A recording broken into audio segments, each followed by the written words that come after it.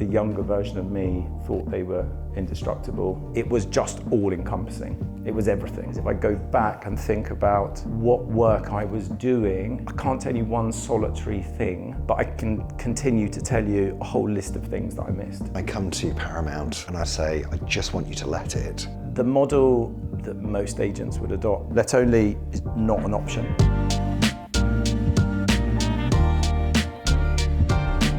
So Spencer, thank you so much for agreeing to come and chat with me today. It's great to have this opportunity with you. So we've known each other now for how long? A little over a decade. Yeah, a little over a decade, yeah. Okay, great. And in my opinion, and I know you don't like this, but I think you are probably, one of the best leaders that I've been in property academy groups with, and certainly, my go-to guy when it comes to anything lettings, asset management, and all of those other specialities. So I'm really looking forward to. Very kind. Well, I'm looking very for. Kind. Works in progress.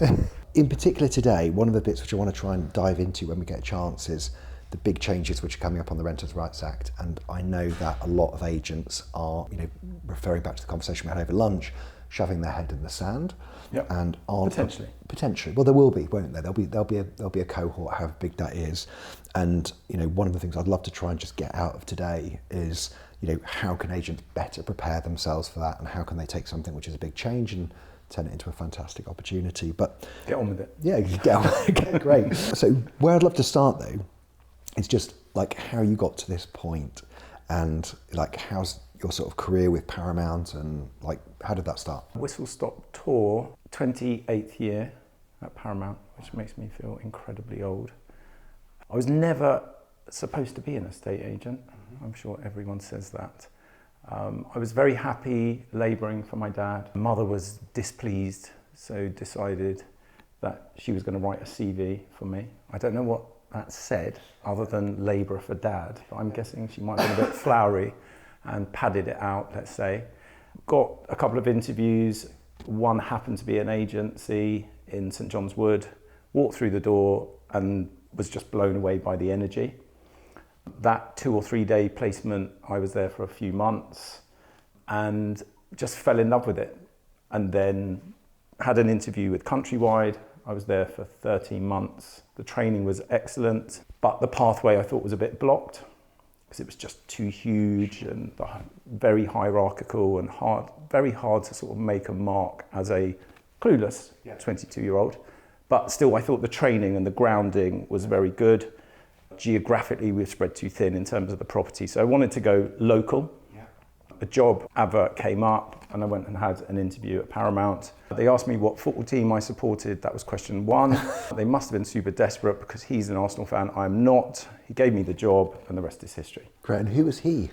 That's Mark Gregg, who was one of the founding partners. So they started Paramount in the late 80s as an investment company, and then weaved residential sales in, and of course then the poor relation lettings came in after that, and I joined that business. And I always selected lettings over resi because I like to work at a high twitch, very fast, and emotionally I was aware that if I agreed a sale and then I was reliant on that income, there was a big lag time between agreeing that sale and potentially getting paid. Sure. And I knew that lettings was much faster. And from my sort of OCD and control freak nature, that suited me. And that's why I chose lettings. And then there was, back then, 6 of us. There are now 30, late 30s, dotted around. We have various different types of employee, whether they be directly employed, self-employed. So there's a lot to unpack there. How did you make the journey from being an employee into being an owner? So that happened by default. My manager, I don't like that word, but my sort of mentor, let's say, at the time, he left unexpectedly, as far as I was concerned. And the decision makers took me in a room and sort of said, hey, do you want to have a crack at this? Obviously he had no lettings experience from the decision maker's perspective, but it was a problem they needed to solve, and this Spencer guy, like, maybe he can do it. And obviously I said yes without really thinking about it, and then spent the next 3 years, maybe more, making low-level mistakes because there was no one else to help. There was no one to ask, no one else. Well, we do investments and we do sales, and you've got a desk and a computer and you just get on with it. So yeah, that was really hard. That was a tough way of learning. I didn't go out of my way to try and make mistakes, but I also didn't want to play it safe. And we were sort of super considered with our decision making, and the mistakes, the majority of them were made internally. So before the audience was affected, we could address them in-house. So there was a lot of testing things and like playing with things rather than just accepting this is how it is. And I think that's just carried on throughout our, my career and how we operate at Paramount. So did they give you a stake in the business immediately? They didn't. So how did that then, do you know what I mean? You sort of made that transition from... So they said, they sort of said, give it a go. We were 4 people. Yeah. There was not a lot for them to lose. And, I guess I didn't really sense the size of the opportunity back then. I was earning money, living a good life, having fun. Yeah. I was young once. And I had designs to go traveling with my then girlfriend, my now wife. And so I wanted to leave the business for ideally 6 months. And it wasn't a time for me to sort of ask to have a stake in the business, knowing that I was leaving. And they said, yep, you can go as long as you do this much business in this amount of time. And it was almost absurdly impossible. But because I am pig-headed, I went about it and I did it with 2 months to spare. So I said, it's done, I'm going away, and if I come back, would you still consider me? And they were like, yeah, you can come and see us. Anyway, I came back after a life-changing time traveling with my partner. Where did you go? We did the Southeast Asia, a lot of time in India. We did Nepal, Cambodia, Thailand, and it was an experience that sort of changed me as a person because I'd never experienced anything like that. We were a family that used to go to Spain or Portugal for a week or two, like most people back then. So for me, that was like, oh, culture. Like, oh, what's this? And then what can I learn about culture and then bring that back into the business? So when I came back, I said, I'm here. I was probably 10 kilos lighter, wearing pretty old clothes with no hair. And they said, you've got to grow your hair back out. And they said, yeah, they welcomed me with open arms. And then I guess it took another few years of sort of proving myself to them from a numbers perspective, because back then it was definitely ring the bell for investments. They're doing great. Residential sales was doing great.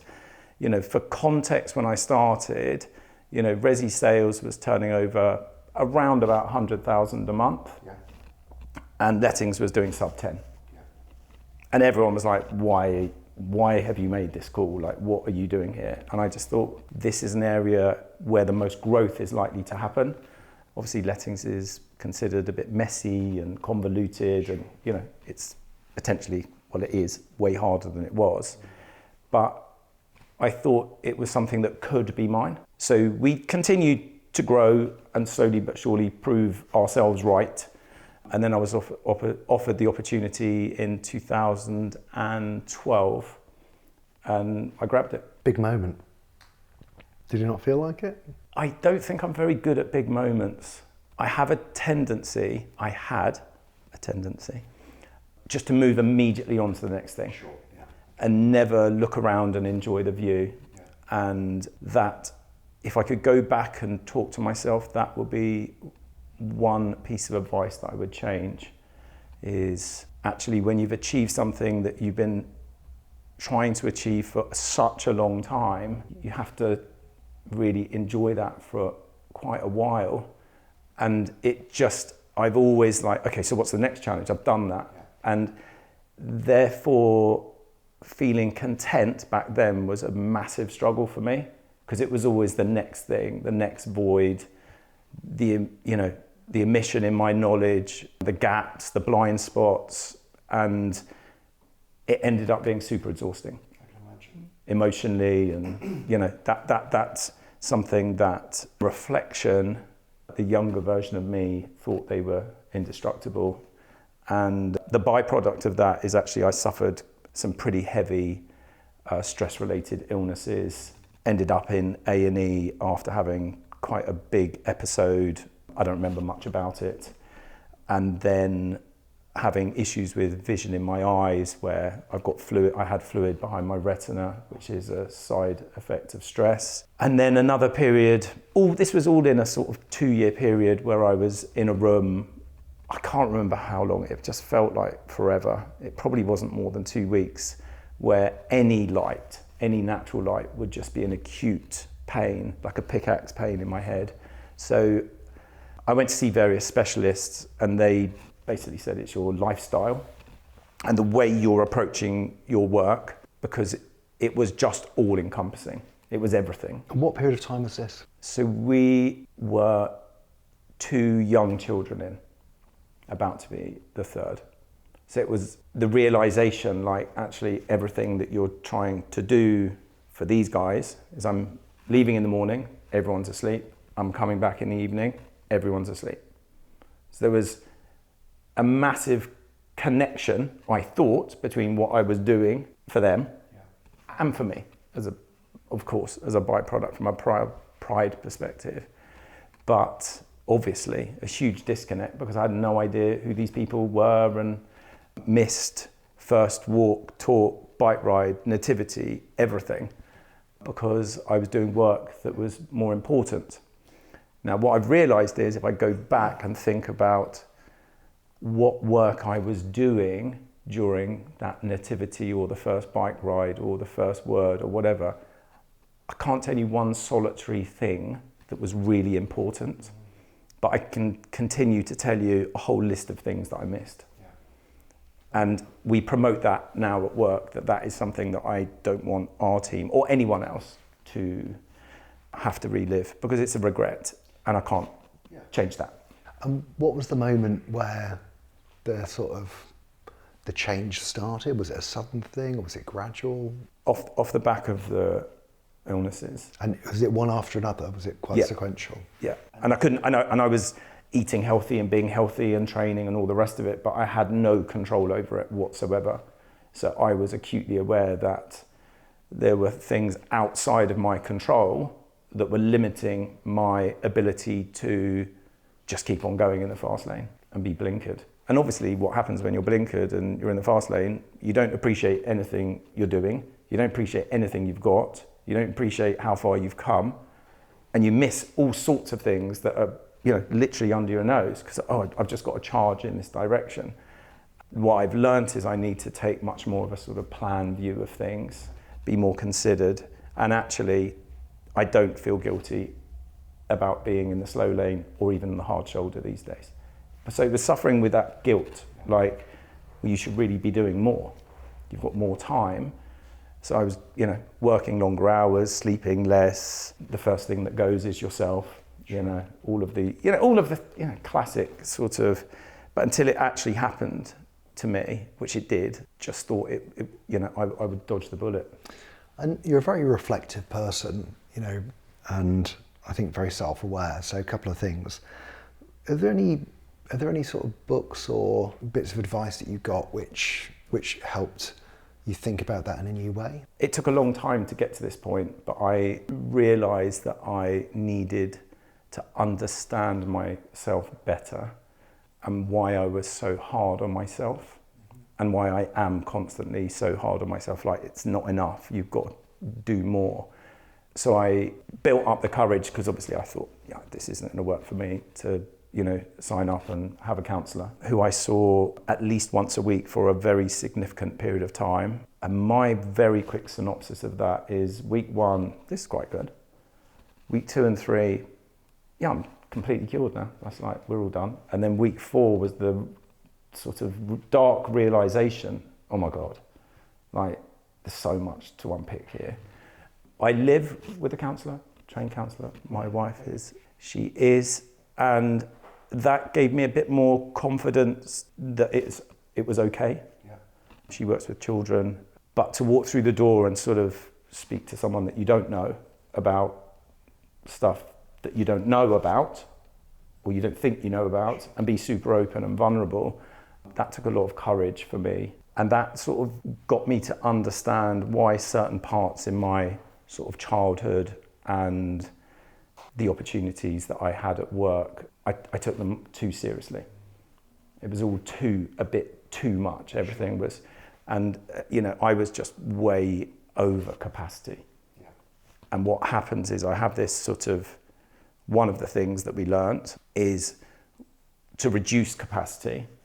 So as soon as a project is finished, I have a tendency to fill that gap up. Let's say I'm at 80%. Speak for yourself here, Spencer. Yeah, I'm only speaking for myself, of course. I'm not asking you to get involved in this directly, Ian, but we've had discussions about this type of stuff. But I have a tendency to fill that up immediately, again, to 100%. The counsellor is just like, it's actually okay to just not have to do that anymore.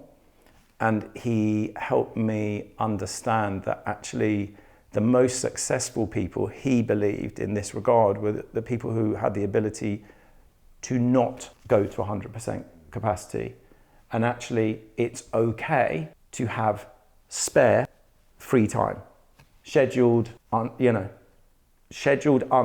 time. Yeah. So I have diary entries now that might say every week, thinking time, and then straight after that is execution time. Because I think I can think for ages, that's great, we've got this idea, but unless I have execution time, there's just going to be a load of ideas in my book or in my head and all the rest of it. So, I have a way more sort of structured approach to my working week. And also in terms of looking at diaries and sort of diary management and time management is I have what I call green, and that's the time for me every single day. And it might be super early, it might be super late, but it's like, it is time where in the past I would have thought that was me being self-absorbed or a bit wallowy in myself. Sure. And actually now it's totally cool, it's acceptable and required. And what does green time look like?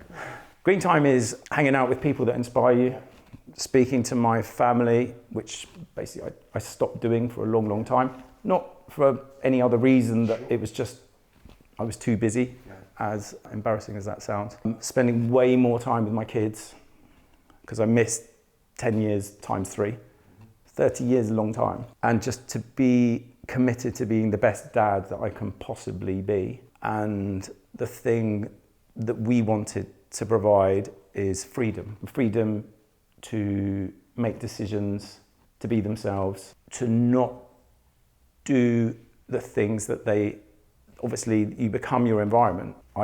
But they are acutely aware that I don't want them to do what I did. Yeah. And my dad was brought up in a very Victorian sort of environment, and he worked 7 days a week. So guess what? That's your role model. But he didn't have that opportunity, seeing a counsellor, like just no way. Yeah. Like, Dad, how are you? Yeah, I'm fine. No, Dad, how are you really?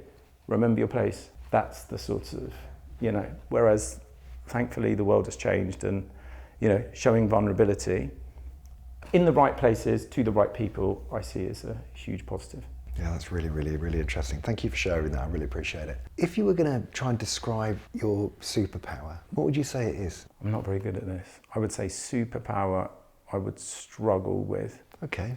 I would say that I ruthlessly persistent. I was that in all things in my life, which actually was challenging and led to overcapacity immediately. Yeah. And now I do that, the same approach, but with the things that actually are meaningful to me at that time or required from a work perspective. If someone said that can't be done, my ears will prick up. Absolutely. No, I think we might be able to do it, we're just not thinking about it the right way.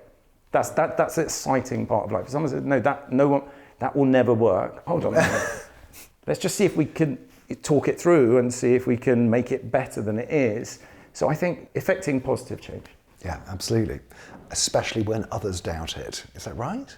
Yeah, and by doing that and encouraging other people to think like that, automatically you're in a better workplace. 100%. I think you've answered this in your slightly self-deprecating way, as you were giving me your superpower reluctantly. Very reluctant. Very reluctant. Okay, but so the negative side of your superpower is the way that you used to use your superpower on the things which didn't actually matter as much as the things which are really important in your life. Is that a fair representation? Yeah, I didn't have any filter over what was important and what could have waited or actually wasn't significant. Everything got all of the time, or so I thought. So, must-haves now, nice-to-haves, and then sprinkles. So, that's how I think of, my output. So there are, whereas before it'd be those three things would all be in the pot together. So potentially I might miss a must-have. Well, I do my must-haves first from a time perspective. And then hopefully most days you get to a point where you end up with a few sprinkles. But you can't start with sprinkles. But you want to get there?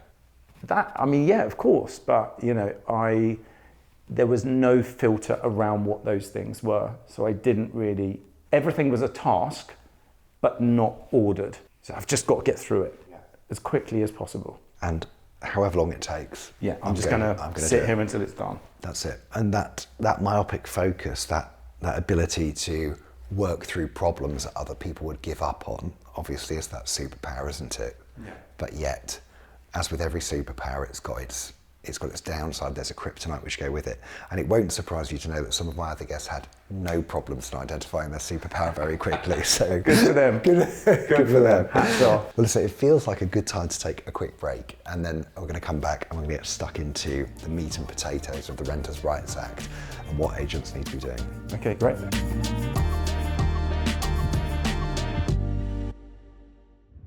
Most estate agency CRMs dictate how you work. Greenhouse OS lets you dictate the CRM. Build a tailored interface that fits your agency. Experience the CRM without limits at greenhouseos.com. So at the beginning of the podcast, I mentioned that I considered you to be, one of the experts that I turn to in moments of great crisis when it comes to lettings. I, in turn, go to my experts to ask them the questions and then relay immediately back to you, Ian. So Renters' Rights Act, okay, in really simple terms that even an estate agent can understand, what are the opportunities which are presented by the Renters' Rights Act? Connection, in simple terms. The model that most agents would adopt, which would have been traditionally let-only, rent collection managed. Let-only is just not an option and hasn't been, in our humble opinion, for a long, long time. Why is that? Because I feel strongly that it's super hard to maintain a connection with the owner, the property, and the resident after the move-in. Like, why are they still around? Whereas you're collecting the rent, you're producing statements, you're offering advice, you're communicating with a resident. That resident at some stage is going to tell other residents they've had a great experience with these guys, hopefully. They are going to move out of that property. They will move into a bigger property. They might buy a property. And we talk about creating this sort of spider's web of positivity. And when you have a transaction, if that's the right word, and it's like, we're done, that to me is just a missed opportunity. And this was way before, any of the changes that are, 1st of May, et cetera. This was just about how can we serve the audience better, because people are going to be unsure or uncertain of things at different times. So if they know that we're there and, things like newsletters but not bombarding people, like giving them stuff that is specific to them is really important. But yeah, the connection, the sort of symbiotic relationship between an agent and its audience is huge. And if you give them an opportunity not to be connected with you, that to me is very puzzling. Why a decision would be made like that. So if I'm an owner and I come to Paramount and I say, I just want you to let it, what would I be told? Our entry level service is rent collection. So it does not exist? Yeah, it's like going into, a baker's and asking for a string of sausages. Okay, I was going to go sausages, actually. That's interesting. It's not, we don't have it. Yeah. It's not available. Okay, great. So that's the first thing. So if you're an agent approaching this, you want to emphasise connection, or it's an opportunity for more connection, and therefore would you take Which then leads to value. Yeah, absolutely. You're adding value. Okay, great. And so would you remove the let-only service altogether? 100%. Great. Okay. Swear words. Okay. So you're saying that is that specific to the Renters' Rights Act, though, in the sense that you're saying that previously you would have done that? So what's the... Well, we previously did it because of things we've just discussed, but now if I was in a position where I did have let only as a service, I would immediately stop that. Rent collection would be entry level, and you're moving towards things like rent recovery policies that they were maybe a sprinkle. To me now they're a must-have.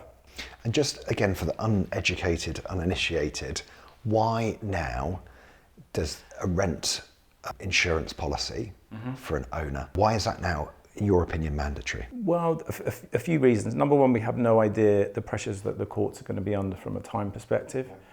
They're going to get worse. And currently they're not particularly rosy. Number one. Number two, you want to protect every single owner that you're interacting with. And sometimes, some tough love is really important, and you might not get any income whatsoever for 12, 18-month period. Or there is this alternative solution, which is tax deductible, which really as a seesaw is so heavily weighted in terms of the investment of a few £100s to cover, depending on who you're with, tens of thousands of pounds. And then, from a business owner's perspective or decision maker's perspective, you're protecting the business from a fee income. Absolutely. Because if the rent stops, guess what? You're not going to get paid. Yeah. So I think decision making should always take a sort of planned view. If we make this decision, who are we trying to benefit? Yeah. And actually, if we're dragging everyone in the same direction, so that's owner, the business, the resident, everyone with us, then it makes complete sense. And again, it's the sort of storytelling and being prepared to tell owners from the get-go of a few trip hazards. Yeah. Some of these are actually waves now. So rent insurance policies, absolutely mandatory. Binning let only would be another kind of clear, tangible takeaway. Yeah. Are there any other areas where you'd say, like, this is a big opportunity? Well, your RC rent collection moving over to managed. Yeah. If you are going to protect the owner properly, you need to tell them what their responsibilities are as of the 1st of May. And they are onerous to busy people. And like everything, the devil's in the detail and the small print. One small error here, there, can mean that you're in a situation where you have a resident that's in situ. And of course, you've got to work to the worst case scenario. If you choose the right resident to move in, there's hardly a time when this will be required. But, being risk averse as a property owner, from an owner's perspective is super important. So let the agent take the heavy lifting, and there's obviously a fee that you're going to get from that as an agent, but the fee that you get over the responsibility is huge. So it also is a little bit muddy for me now, and I think this is the bit that we need to sort of work on a little bit more, is actually the grey area between your rent collection service and your managed service. That needs to be so clear, because if something goes wrong, guess where the owners are going to be pointing? It's down to the agent. Okay. But if your rent collection service is not explicit in terms of what your responsibilities are as an agent, and something goes wrong, or you just help that person out, but that gas safety that you arranged for me? Well, no, you need to be like, this is all the stuff that you need to be responsible for as a rent collection owner. So, fear is, a strong word, but actually, you've got to be super cautious as an owner. Like any property investment for me now, moving forward, it always has been like this, but moving forward more so than ever before, requires a fully managed service. How do you explain the rise of open rent with now 17% of the national market? So open rent, I think there's a few, I'm not convinced by that data. I'm saying your data is correct, but I know that there are certain agents that put properties onto open rent. I see, okay. Do you think that's a big factor? I think this is definitely a factor because obviously portal costs are high. Sure. So I'm going to get my property, my portfolio out onto a platform where I'm going to get a resident attracted to said unit. If it's going to cost me a fraction of the price, I'm going to go with that. There is an element of the Wild Wild West, and I think it's an area where owners who are not operating as they should, that's where they hang out. And do you think it's because of the rising costs of being a landlord that therefore, if in the absence of value, so if the agent hasn't created value or doesn't deliver value by delivering a poor service, they're like, well, my margin's been squeezed as interest rates have gone up on my mortgage on my property, and therefore, there are all these other costs which are being added. So I'm going to try and cut the agent out and go for a let-only service. I'm not convinced by that. It plays a part, but I think there's just a lack of understanding of what the responsibilities are.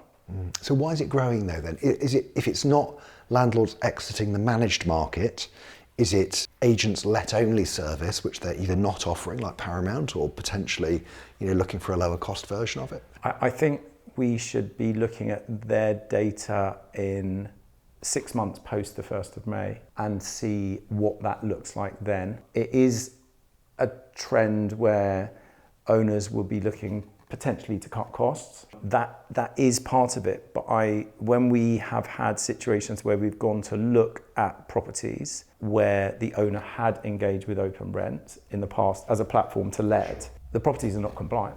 And the owner is saying, but here are my certificates, right? Yeah, that's all great.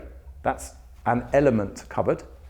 There's your gas safety and there's your EICR, etc., etc. That's wonderful, but what about a lack of IP rated lights in the bathroom, or a thumb turn lock, or how is that individual going to escape if there's a fire, etc., etc. There's lots of different things that you need to be. I think good agents, if you go back to the word property manager, they need to be property professionals, and what I mean by that is they need to know about properties. Yeah. What is required, what makes a property interesting for a consumer to say, yeah, I want to go and live there. That's great. And I think lots of people do that quite well. Yeah. But then it's about the rules and regulations and compliance required, and the health and safety, and that just going that extra mile to make sure that each and every resident is super safe during their tenure at that property. How much do you think the average property manager, or asset manager as I think you still call them, how much do you think they earn? Not enough. Ballpark 35, 40? Is it that sort of number? Is it less? So I'm going to be maybe a bit controversial here. I think most agents, whether it's a surveyor or something of that ilk, certainly qualified, I see it inverting completely. And property managers move into asset managers, wealth management, or in part. I see those types of roles earning double what a consultant will be earning, particularly in the world of rentals. Yeah. Because, and I can only talk about our data set. Sure. Property comes on, 100 people want to see it. You have a filtration system, which, you try and show your best 5. Guess what? One of them take it, and you go again, and you go again, and you go again. And are you saying that's not a 90 grand a year job? I think there is a bias towards a sort of an old school tradition of how people who do that job are perceived within their own agencies. And actually, if you had people who were totally focused on the product, the property, and you do your prep brilliantly well pre-marketing, the audience rocks up, and guess what? One of them, maybe 2 of them, or 3 of them will want to live there. Yeah. So actually, the artistry for me comes before it goes to market. Yeah. And then it goes to market, property's on the market for 2, 3, 4 days. Yeah. Then you've got a property manager or asset manager, whatever, of that ilk. They're the people that need to look after that property for 1,000 days. Absolutely. Before it recycles to the people who are earning double the amount of money that these people that have every single touch point. And I think from an agency perspective, They need to have a huge understanding that the property manager and the asset manager who are on the front foot, not, oh, we haven't heard from Ian for 3 months, he must be fine. No, we need to be speaking to Ian and make sure that he is okay, whether you're a resident or an owner. And that way, that's where the growth sits within the business, because actually letting a flat, because of technology and videography and all the rest of it, and it's only going to get better. Sure. Decision making is going to be easier for the consumer. It's going to be more realistic, what you see online to what it actually is when you rock up. I just think those touch points during the course of the tenancy and pre-launch, there will be a bias where an agency worth their salt will have to pay those people significantly more money. And that's my opinion. And I think there's a lot of logic in that. And there's been a big supply and demand shift, hasn't there? In terms of the amount of stock available, high quality homes for people to live in the private rental market compared to the demand which there now is for those same homes. You've now got a position, as I understand it, and I could be wrong, that as of the 1st of May, you're not going to be allowed to go over the advertised price.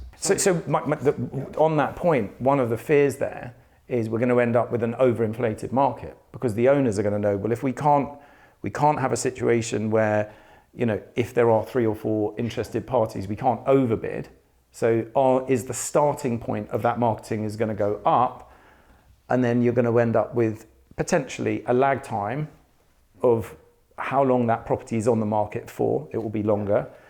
And therefore, if this whole change is about looking after residents and making sure that they can live in great quality homes, which we're all for, I think it just slows down that an element of that decision making, because if something is overpriced, it's going to take a longer time to let it.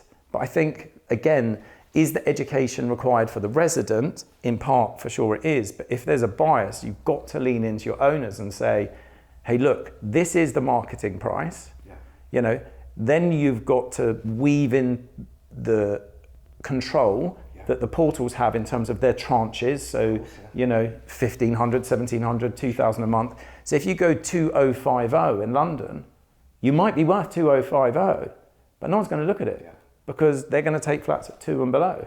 So I think there's a lot of moving parts, and I think open dialogue with owners, sensible discussions, and reminding people always that actually, for most people, buy-to-let is a pension replacement or enhancer, and it's a long play. Absolutely. So if you're thinking of everything short term, oh my God, but price is going up. Okay, so how long have you owned the property for? 15 years. What was the purchase price? Oh, so what's your gearing? What's it worth now?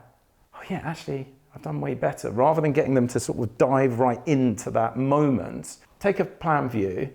You're doing way better than you thought 2 minutes before we mentioned that, aren't you? Yeah, I am. Yeah, I've done that. And at the end of the conversation, oh yeah, it's all great. Yeah. So I can leave it all with you guys, So I think to remind people, like ask a question like, so, why have you got this buy-to-let in the first place?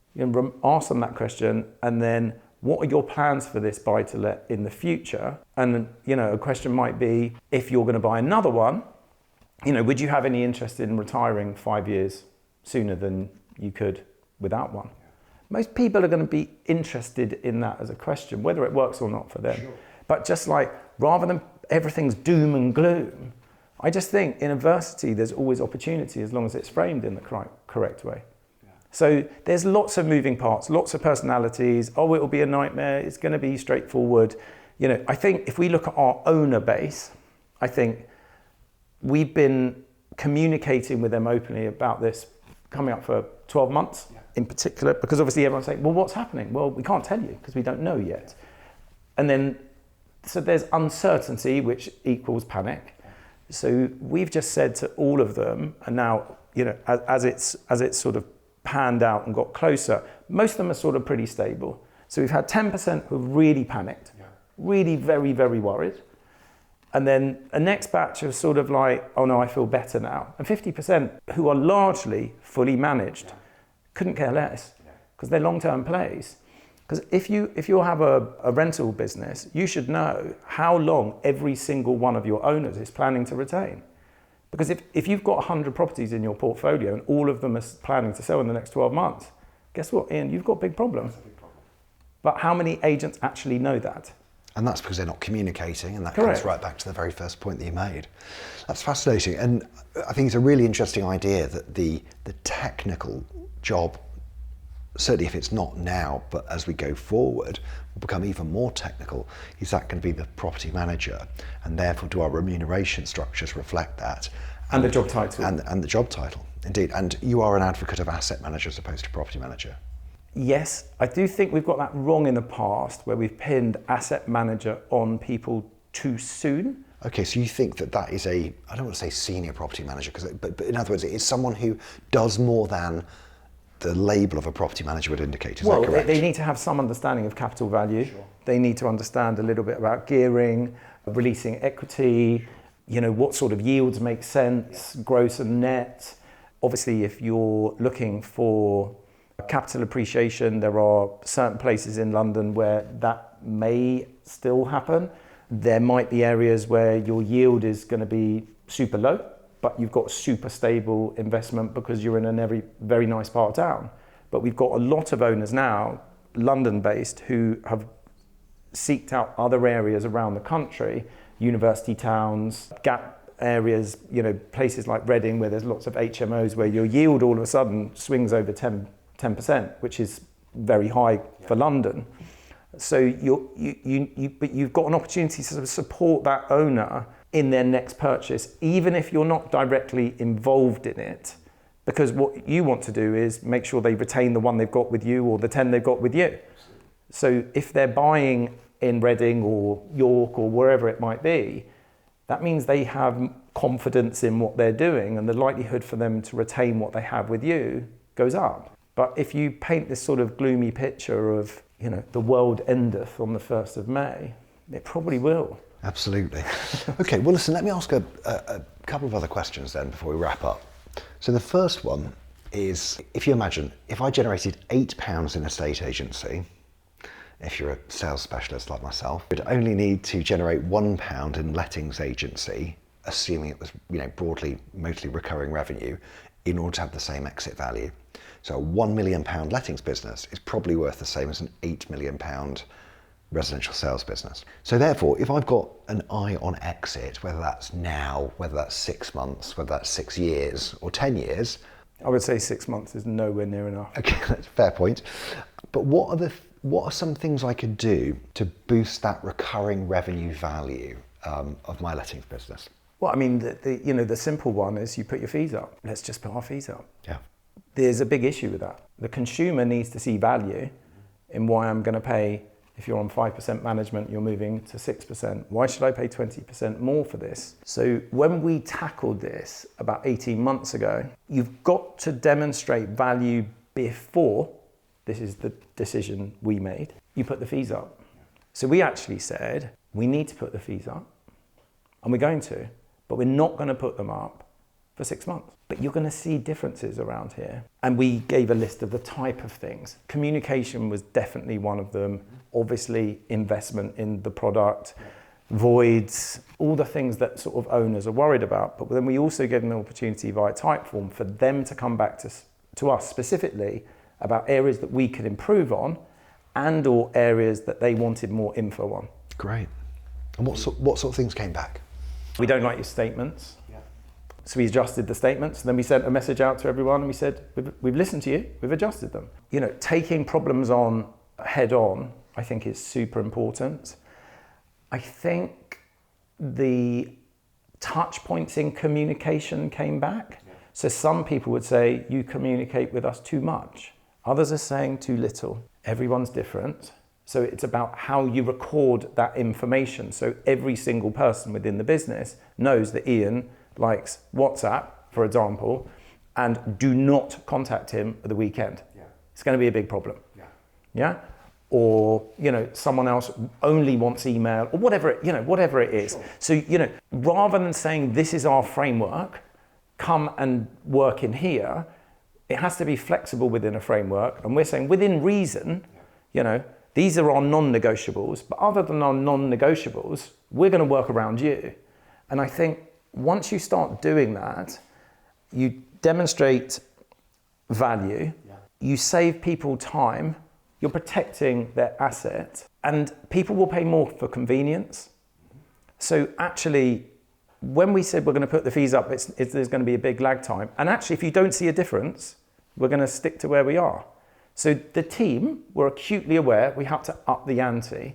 It's all very well saying we're going to do it, but we said we're going to do it, we're going to show you, and after we've shown you, then you can, and of course you have a few people that love to negotiate, but the vast majority of people, we actually had a few, I'm surprised you didn't put the fees up earlier. Now, you can take that one or two ways, but the way we took it is actually, we're on the right track here. Totally, yeah. Highly connected.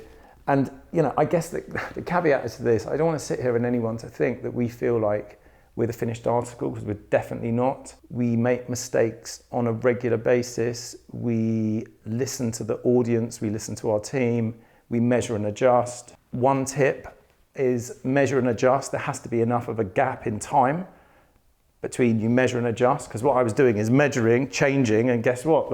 Actually, is this better or not? So yeah, I just get the sense that you should be able, in 2026, to deal with an individual on an individual basis. And you need to have the customised technology, systems, processes, whatever it is, to facilitate that. And also people in your team who've got a high level of care and know that matters. Absolutely. Because if you've got a conveyor belt in your property management department, like for example, how exciting is it to fix a broken tap for the rest of your career? Guess what? I can tell you now it isn't. Yeah.